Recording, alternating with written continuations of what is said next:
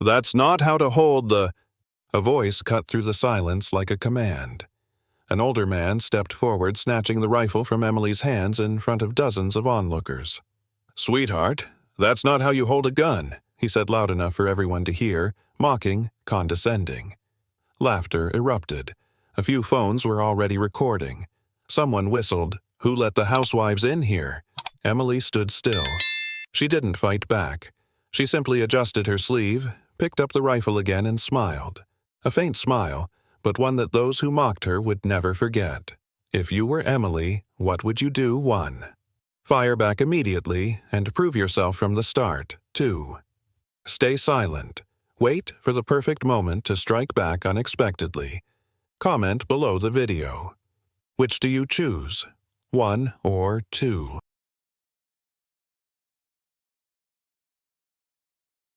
A calm, early autumn day.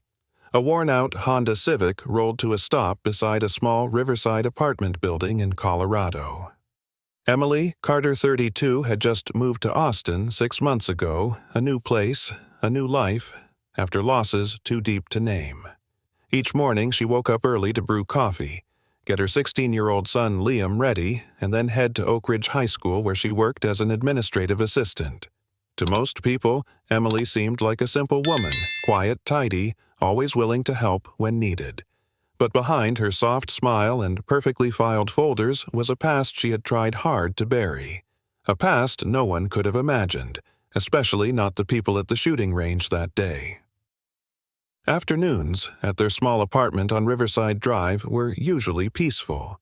Emily often sat on the balcony watching the quiet water drift by as Liam worked on his homework.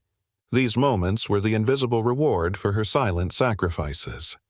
Liam was at the center of every decision.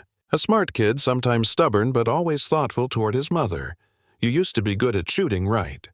Why did you quit?" A simple question that made Emily freeze.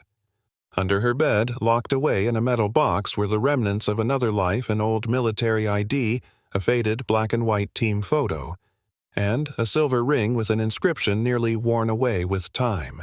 Things she carried with her but never explained, not even to her son. "You once said, Mom should go back to doing what makes her feel alive," Liam reminded her one afternoon as they folded laundry together in the living room. That sentence, as light as a breeze, forced Emily to face herself.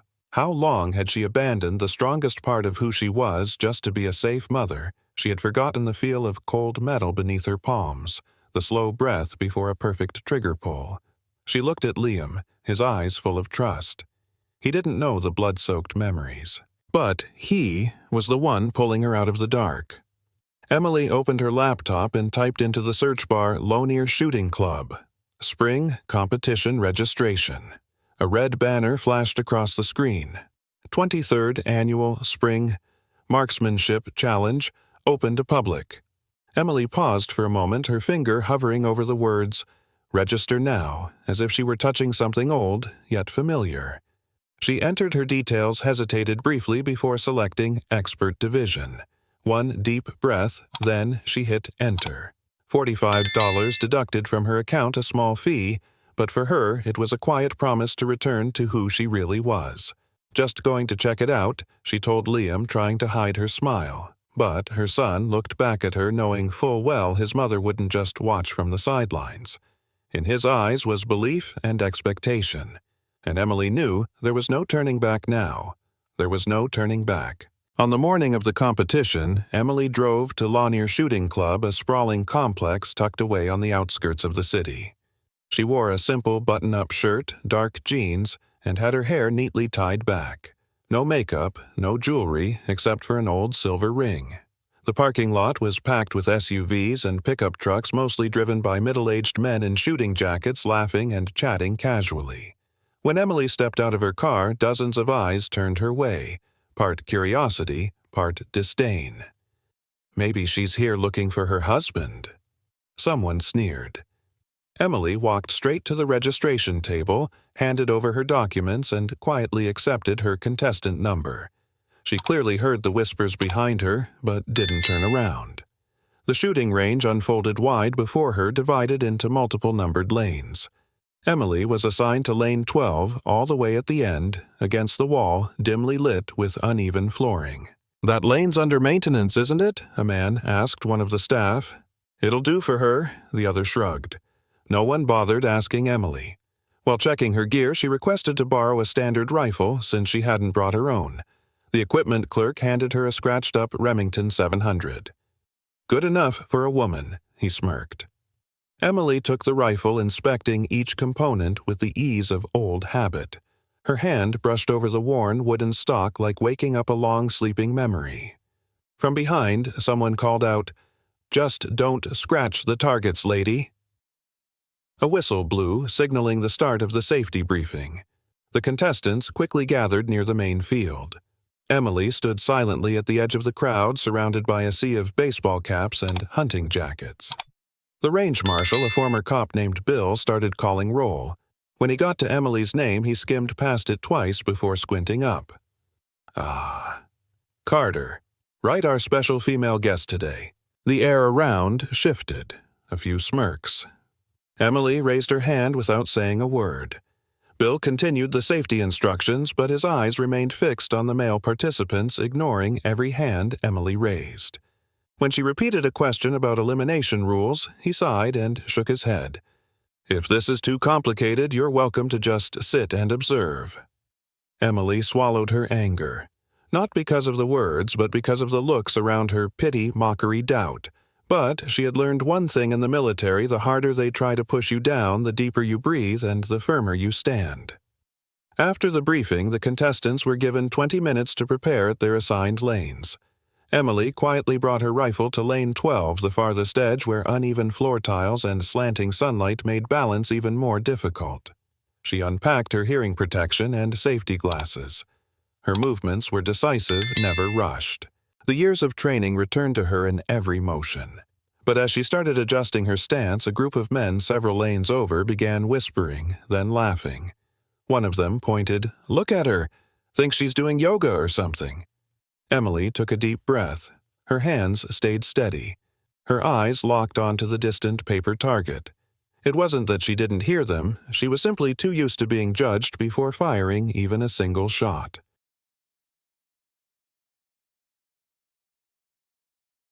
Once preparations were done, Emily was ready for the first round. The referee blew his whistle. Contestants stepped up one by one. She carefully adjusted her target and double-checked the loading mechanism. A deep voice behind her. "Your grip's all wrong." Emily turned.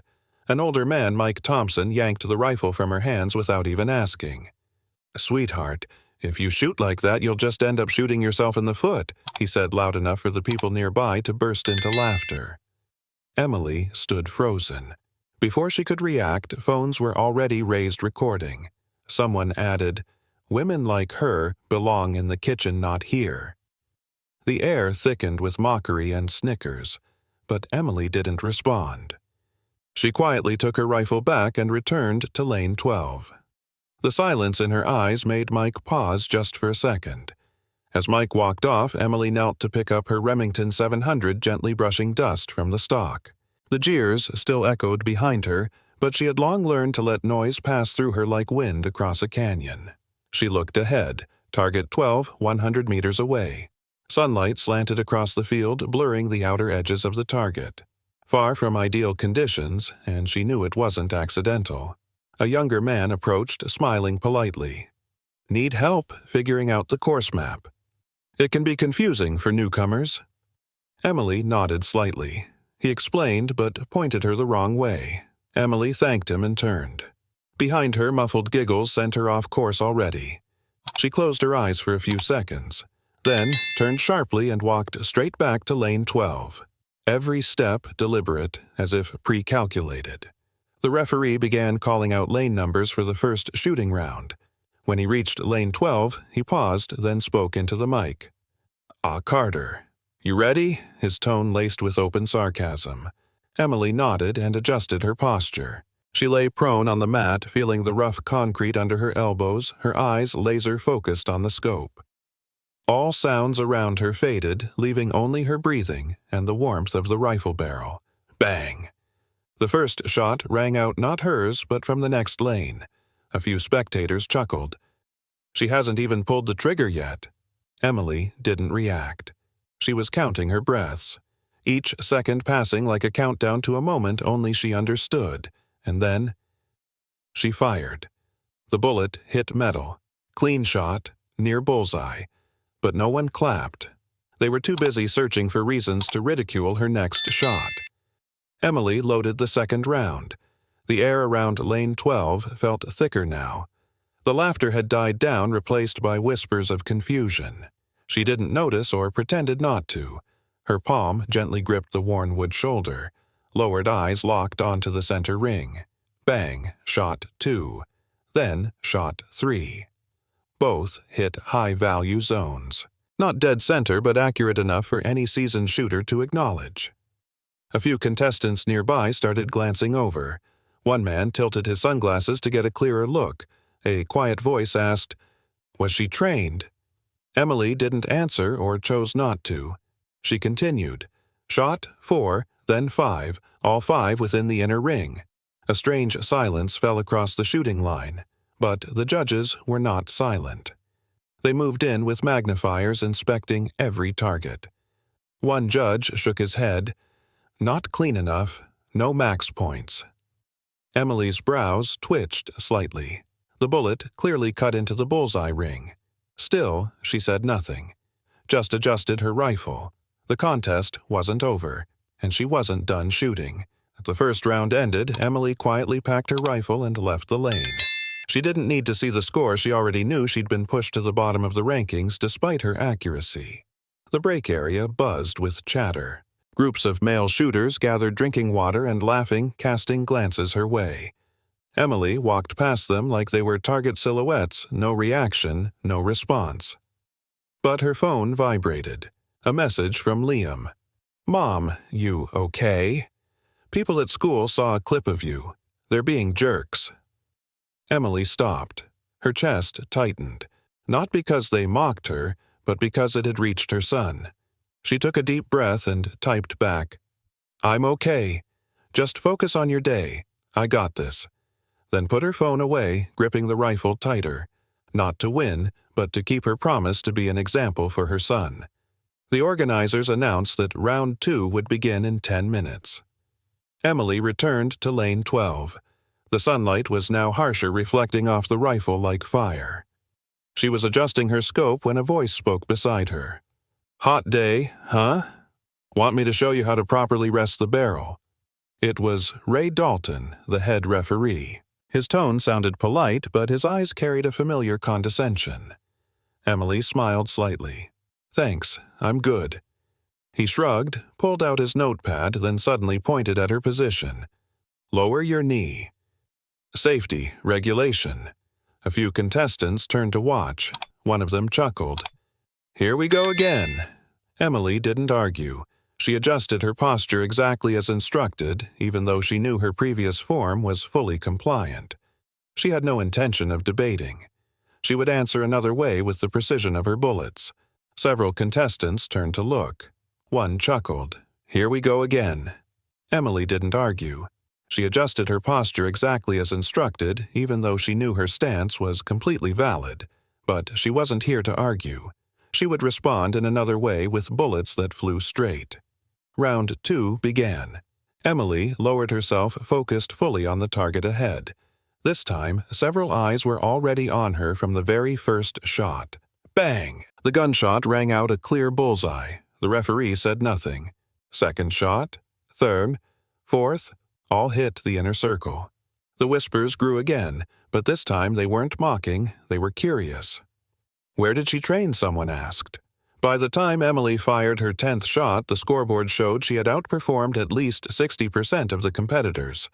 Yet her name still hovered near the bottom of the overall ranking. Something wasn't right. Then a man quietly approached the judges' area.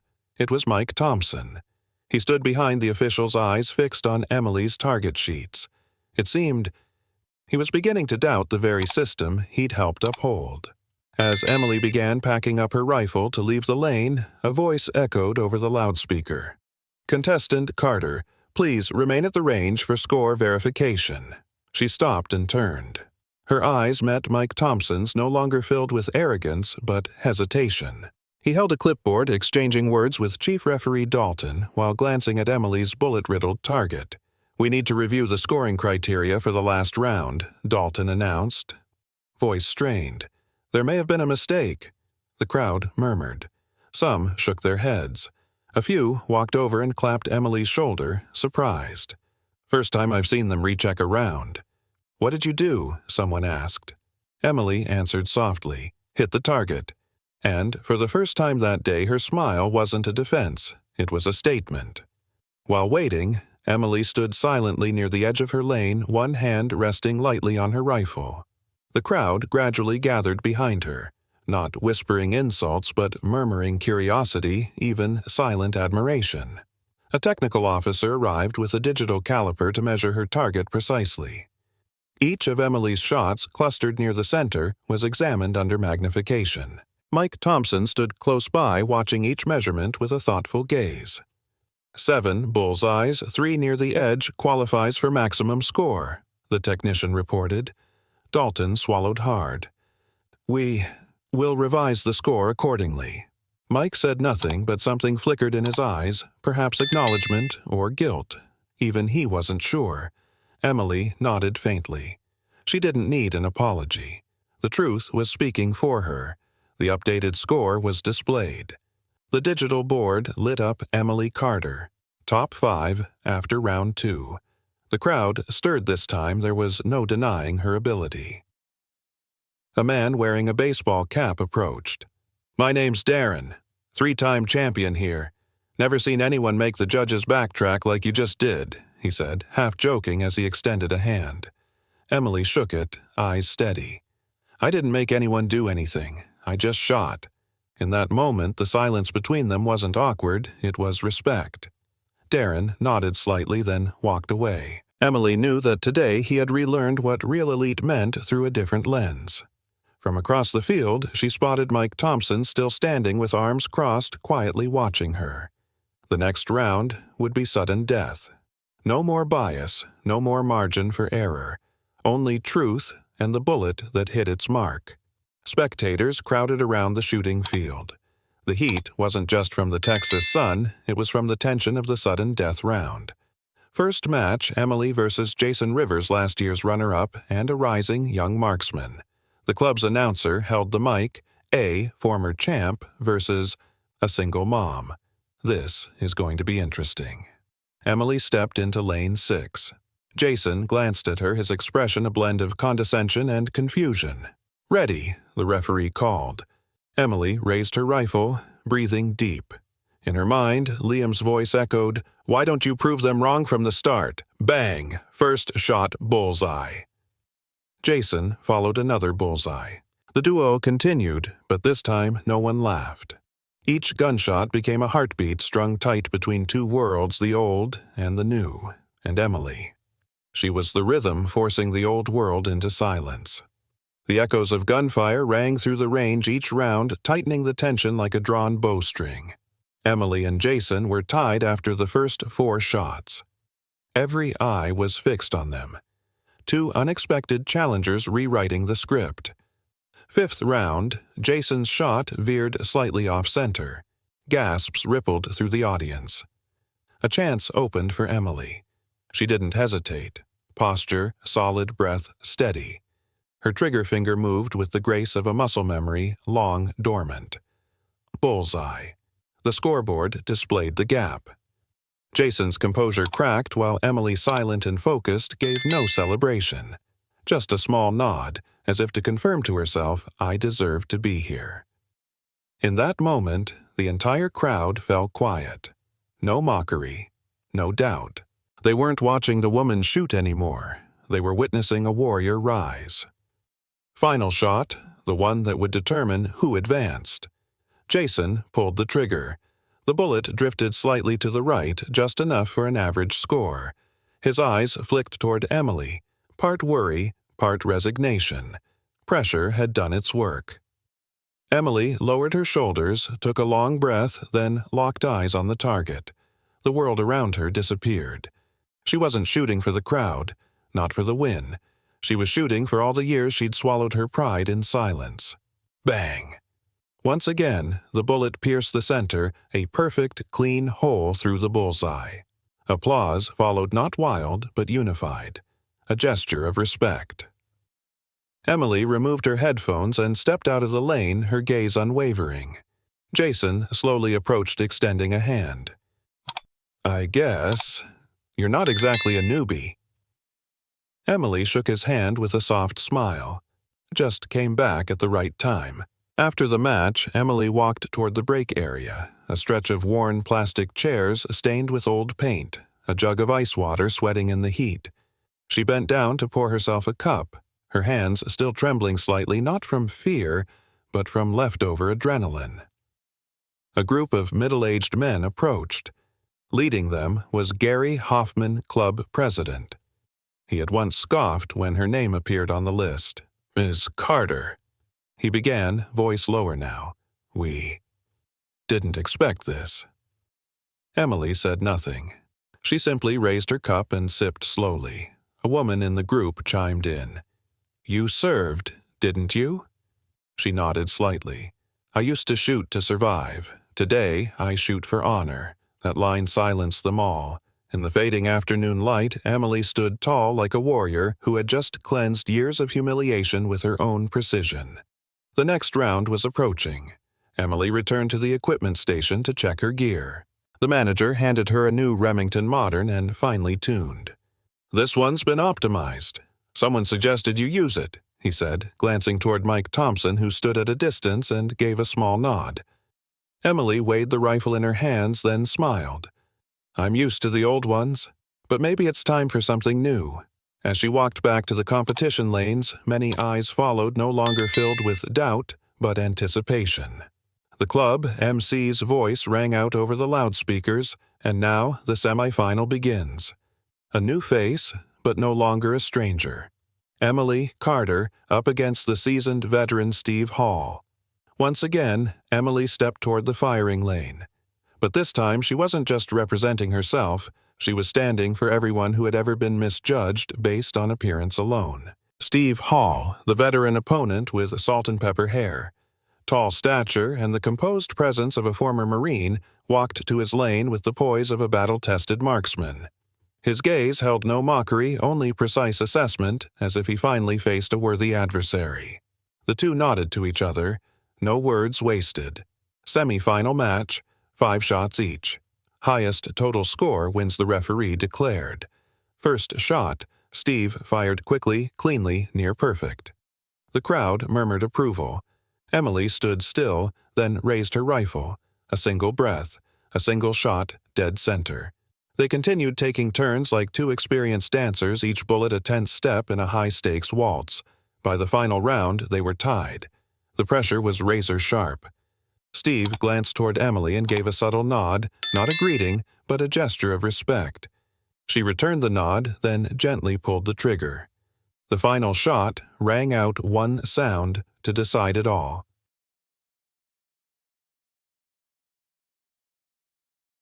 The bullet cut through the air and hit the target once again, dead center. The crowd froze for a heartbeat, then erupted in thunderous applause. The scoreboard lit up Emily Carter. 5-5 Bullseyes. Steve Hall looked at the screen, then turned to Emily. His eyes held no disappointment, only admiration. "You're a true marksman," he said, shaking her hand with a firm grip, "and someone I can learn from." Emily nodded, not boastful. "I just did what I've always done, only this time with an audience." The judges huddled, whispering among themselves. The audience buzzed with one name, Emily, from outsider to the tournament's most promising finalist. As she stepped off the lane, a young girl in a club uniform ran up, eyes bright. "You're the reason I want to learn to shoot," the girl said. Emily crouched down gently, resting a hand on the girl's shoulder. Then shoot, not just to win, but to inspire someone else to start. Only minutes remained before the final match. Emily sat alone on a bench near the fence, afternoon wind stirring the rows of American flags flanking the field. The loudspeaker announced her name and her final opponent, Darren Miller, 3-time club champion. From a distance, Darren checked his scope movements, smooth and confident. But his gaze toward Emily was no longer smug. It was cautious, maybe even respectful. Mike Thompson suddenly appeared, handing her a bottle of water and speaking softly. "No matter what happens, today you change this whole place." Emily looked at him then, around the range. The same people who had once mocked her now sat in quiet anticipation. "I didn't come to change anyone," she said calmly. "I came to remind myself who I am." Then she rose, heading toward the final lane where honor past and future were about to converge in a single defining moment. The crowd fell completely silent as the loudspeaker counted down. Final match begins in 60 seconds. Emily stepped into lane 1, specially marked for the championship round. She adjusted her sling, tightened her gloves, and fixed her gaze on the target far ahead, farther than in previous rounds with a stronger crosswind. Across from her stood Darren Miller, hand resting lightly on his precision rifle. He glanced her way, no arrogance now, only the focus of a seasoned warrior.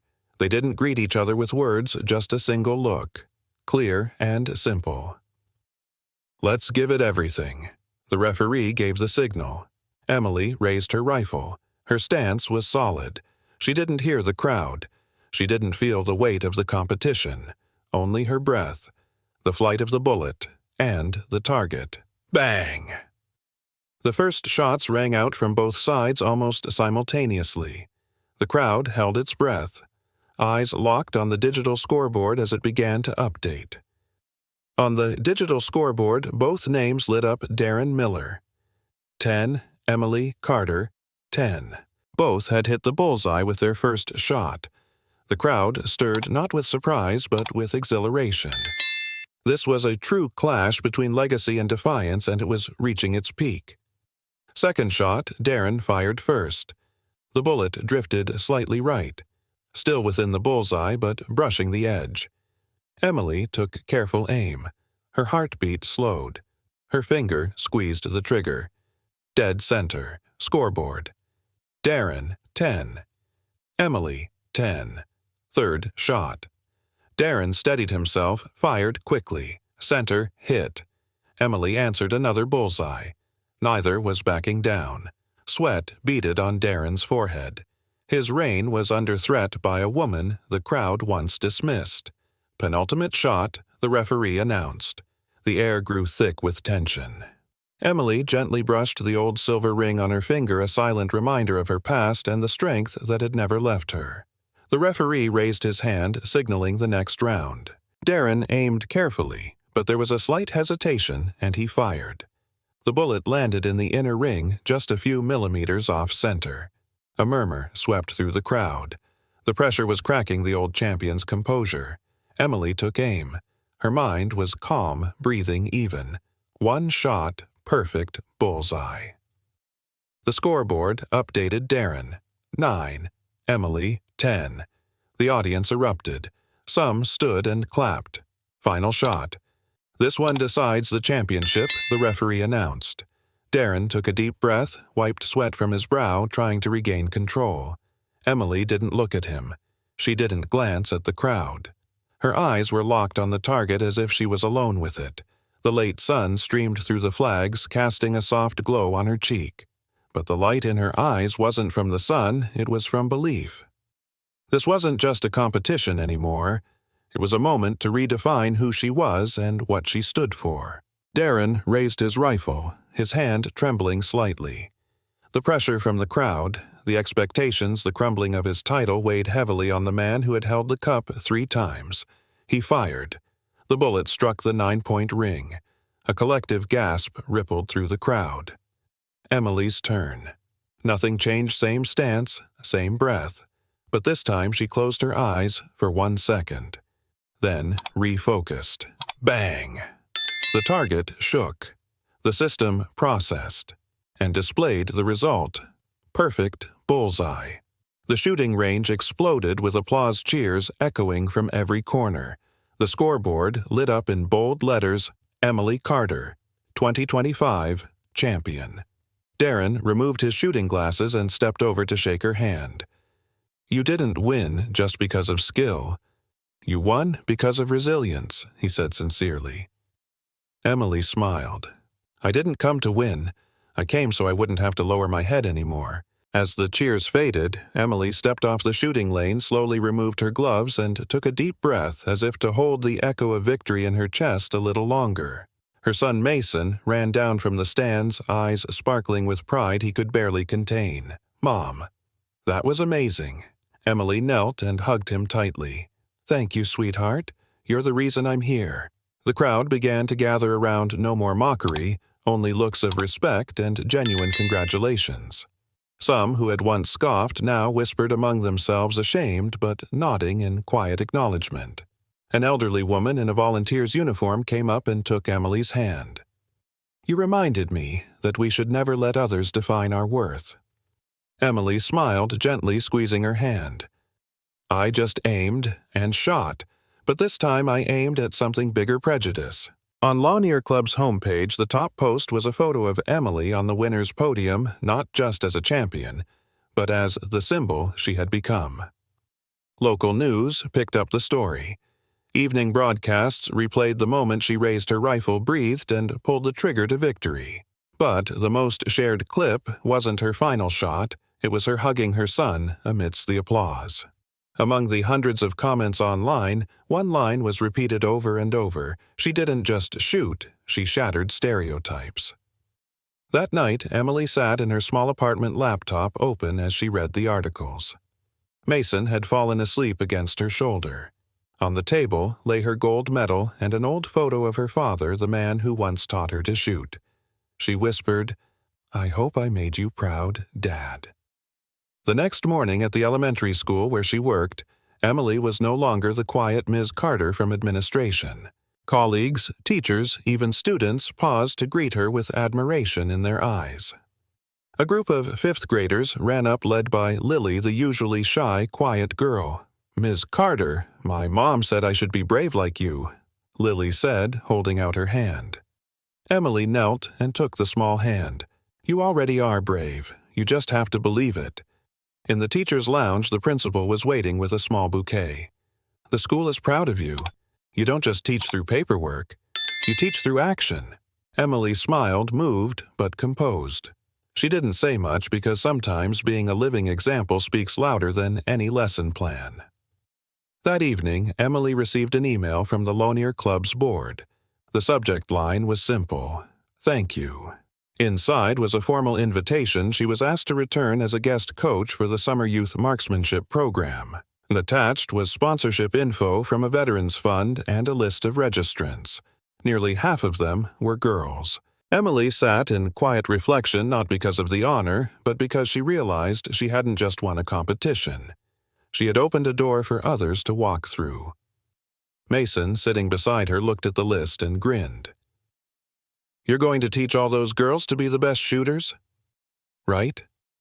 Emily nodded softly. "Not just shooters. I'm going to teach them that they deserve to stand anywhere, even at the center of the target."